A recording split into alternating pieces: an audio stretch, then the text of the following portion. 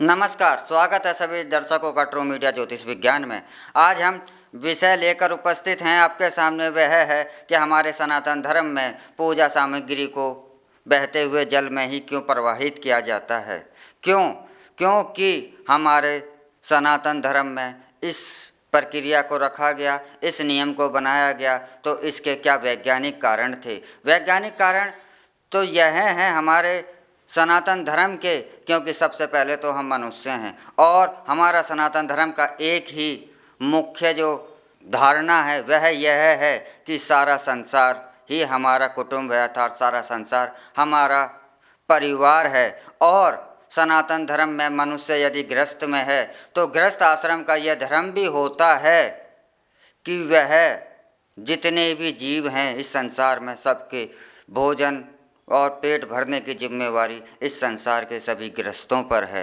इसीलिए गृहस्थ आश्रम को सर्वश्रेष्ठ माना गया है। तो जो पूजा की सामग्री होती है, जब हम ईश्वर की आराधना करते हैं, ईश्वर की आराधना करने के बाद जो हमारे भोज्य पदार्थ होते हैं, जो शुद्ध पदार्थ होते हैं, वह जल में चढ़ाने का विधान बनाया गया। जैसे कि भोजन सामग्री है, फल हैं और जो जैविक वस्तुएं हैं, ताकि वह पदार्थ जो है जल के अंदर जो जीव रह रहे हैं उनको भी भोजन प्राप्त हो सके और प्रदूषण भी ना हो। क्योंकि हमारे पुराने ज़माने में, हमारे प्राचीन समय में हमारा भोजन का जो स्रोत था वह जल था और आज भी है। लेकिन हमारी सभ्यता जो है, सारी जितनी भी सभ्यता है वह जल के किनारे ही बसी और हमारे नदियाँ जो थीं यह पीने के, नहाने के सभी कार्यों का पूर्ति करती थीं।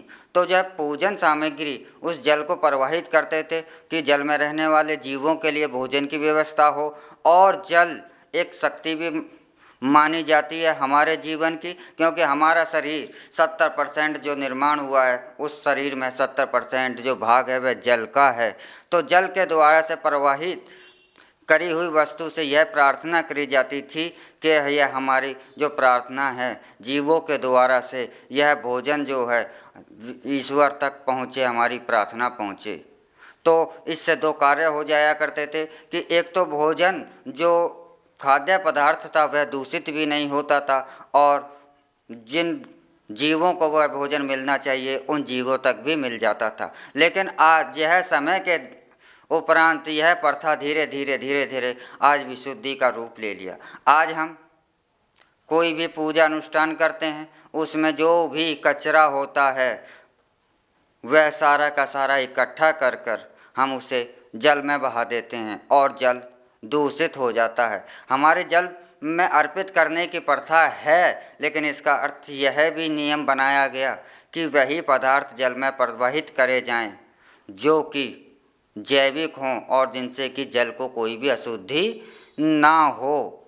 ऐसे पदार्थों को जल में प्रवाहित करने का विधान था। जैसे कि मूर्तियां प्रवाहित करने का, तो उस समय जो मूर्तियां बनाई जाती थीं वह शुद्ध मिट्टी से बनाई जाती थी और जब वह जल देवता को अर्पित करी जाती थीं, जब वह जल देवता को विसर्जन की जाती थीं या अर्पित की जाती थीं, तो वह मूर्तियाँ मिट्टी की शुद्ध मिट्टी की होती थी, तो उससे जल दूषित नहीं होता था। लेकिन आज उसी प्रचलन को आज हम जल की सुरक्षा की जगह विनाश का रूप ले लिया है।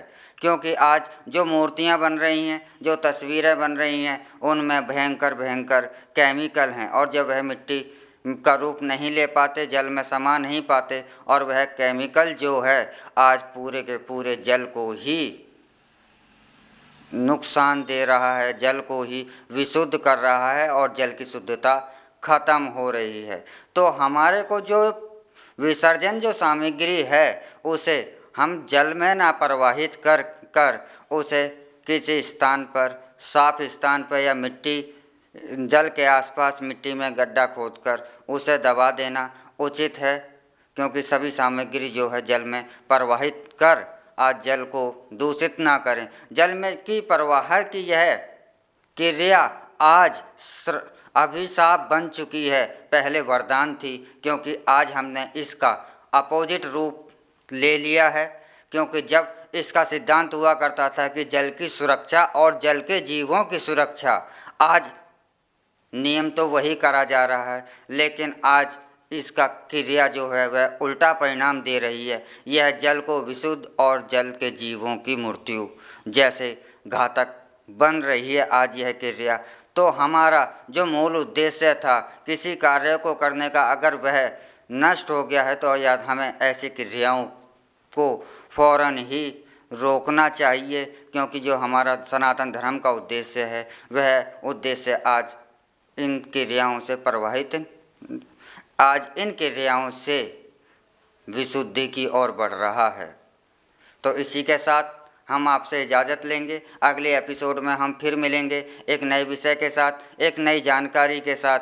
तब तक आप ट्रू मीडिया ज्योतिष विज्ञान को लाइक शेयर कमेंट करना ना भूलें। हमारा यह जानकारी आपको कैसी लगी इस विषय में कमेंट करना भी ना भूलें। ओम नमः शिवाय। भगवान भोलेनाथ सबका कल्याण करें।